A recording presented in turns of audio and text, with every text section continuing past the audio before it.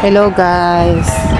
So pakita ko lang sa inyo yung isang Sunday na nagpunta ako ng Central at merong ganap doon. So kundi ako nagkakamali, ito yung araw na nagpunta dito ang ating dating Pangulo at si Vice President Sara, kung saan nung time na yon na umaga ay may kaganapan dito sa Central. So ito yung may okasyon ng mga tiga Cordillera, hindi ako nagkakamali.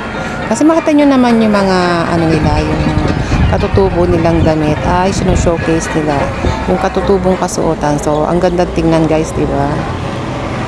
So binidyoan ko lang yan para naman makita nyo na hindi puro rin trabaho ang ginagawa ng mga katulong dito sa Hong Kong.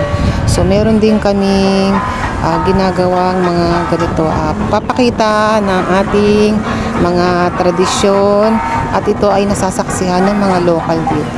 So hindi lang mga Pilipino rin ang nanonood, pati yung mga turista at yung mga tiga dito sa Hong Kong.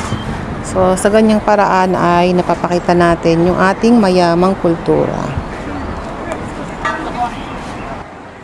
So dyan pinapakita nila yung kanilang mga pagsasayaw, mga ritual, at pinakita rin nila dyan yung kanilang paghahabi. So ang sarap pagmasdan guys, kasi kahit hindi kayo makapunta ng Baguio, makita nyo yung mga ganito, kasi sa Mountain Province karaniwan ito makikita yung mga ganitong mga tradisyon at kultura.